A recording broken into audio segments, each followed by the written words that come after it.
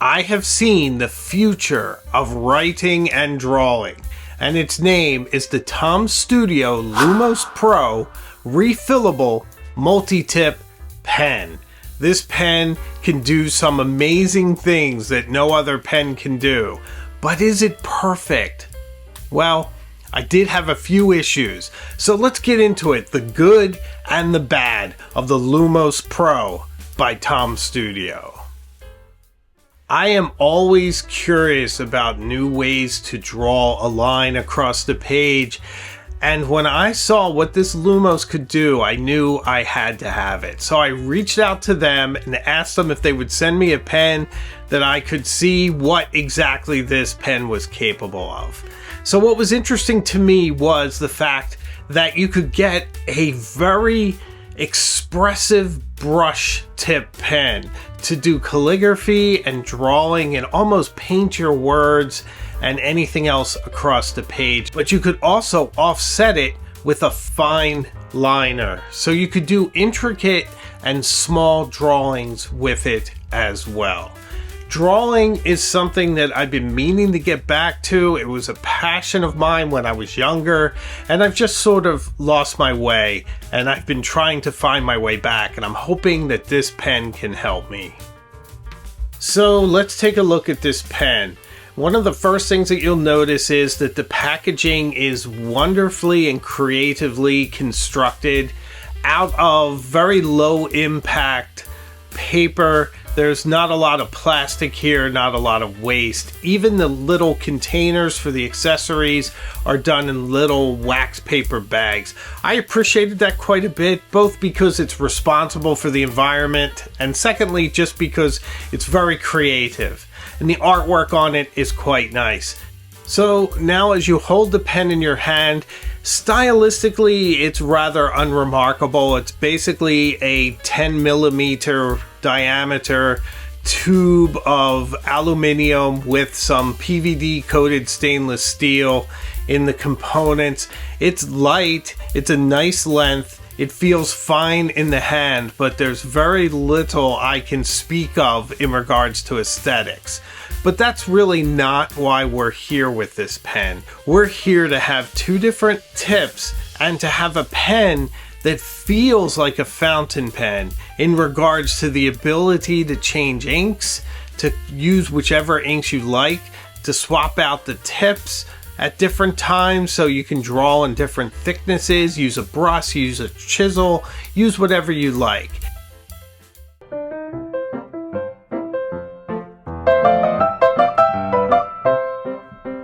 Now, one of the issues with me is that I'm a bit of a messy person, and I do have problems with very intricate things that require a lot of pieces.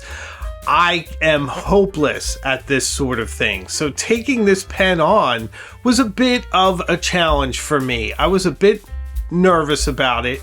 First of all, you have 20 different nibs that you can choose from, essentially. And that variety of nibs just gave me a bit of paralysis of choice, but at least I knew I wanted to use the brush, and then I obsessed over what I would use to offset it. I was very curious about the chisel nib, but I went with the fine liner, and I went with the finest of fine liners, the 0.1, because I wanted to have a really wide contrast between the two.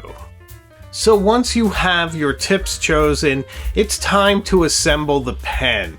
So putting this pen together exactly as you want it is really easy, although you want to take it in steps. So the first thing you want to do is disassemble it. Now, the groove part is a grip and not a cap. This is a mistake that I made. I was thinking of it as a cap and not as a grip, although it is clearly labeled in the instructions as a nib grip. So unscrew that first, put it in a place that it's not going to roll away, and then grab firmly onto the actual nib holder. So mine was screwed in rather tightly, but fortunately it came with a little silicone cap that gave it some grip. Simply unscrew that completely, pull it out of the pen. Now, take your tip and slide it into the nib holder. And you'll see that it has this bit of tail that trails out of it. So snap that in all the way, very easy to do. And tilt the pen so that the cotton ink reservoir comes out of the pen. Then take that nib grip and screw it on top of the nib holder. This was the mistake I made, thinking of it as a cap.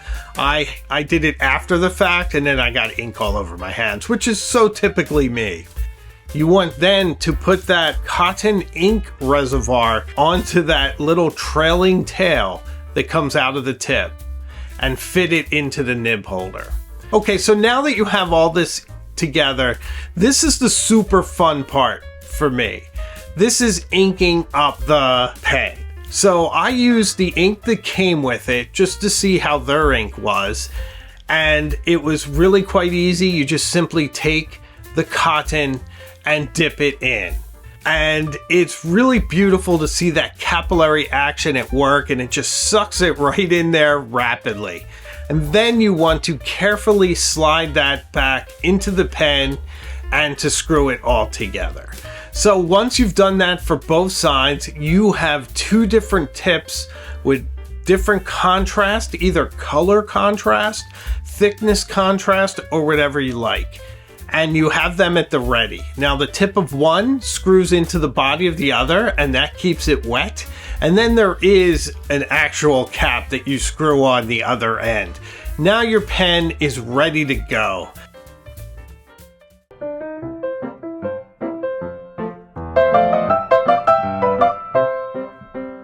Now, if you're cleaning out the cotton reservoir, you'll never get all of that initial color out if you change radical colors. So I would suggest that you buy some extra cotton reservoirs when you purchase the pen. If you want to keep color groups separately, your blacks, your blues, your reds, your greens, whatever you like to do.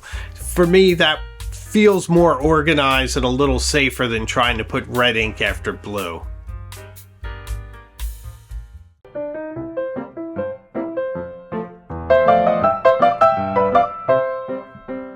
So how does it write then? Well, it writes pretty well. It's one of the finest tips I've ever used. It's fantastic for fine line drawing. If you were to do something elaborate and you have the skill that I certainly am lacking these days, you could create something amazing with this pen for cross-hatching, for fine detail work. It's really quite extraordinary. And the brush feels like a true brush. It's one of the truest brush feeling pens I've ever used, and I've tried a lot of brush pens and I wasn't very impressed with them, but this one feels exactly like a brush. So it is a lot of fun to use. It's great for art. It's great for expression. I don't see it replacing fountain pens in my life anytime soon, but this could certainly be one of my primary drawing pens. And I just like having two different tips. I think I'll probably change the fine liner to something a bit wider, and I'm going to keep the brush because I just think it's fantastic.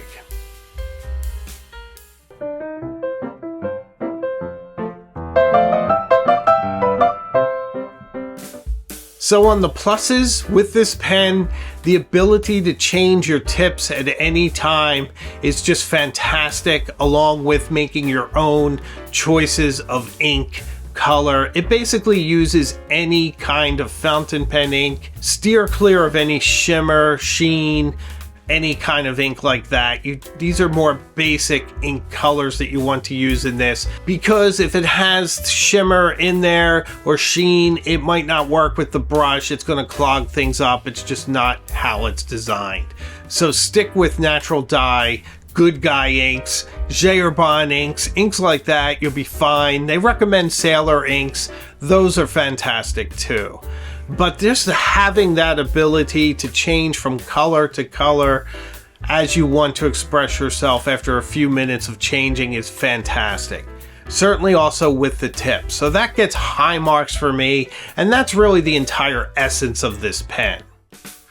let's talk about the negatives. I think the most obvious thing here is that this is not the prettiest pen you've ever seen. It is very basic. It's refined down to its most basic form, but the point is more about having the interchangeable nibs. Nevertheless, it's not that pretty. It's prettier in other colors that it comes in, but still very basic. Take that for what it is. So another thing is, make sure you look at the pen, kind of disassemble it, and think about it before you assemble it, so you don't make the sort of mistake I did in thinking that that was a cap, which is slightly embarrassing, but these things happen. Read the instructions thoroughly, you'll be fine. So there's a bit of assembly required, but it's a lot easier than an IKEA dresser.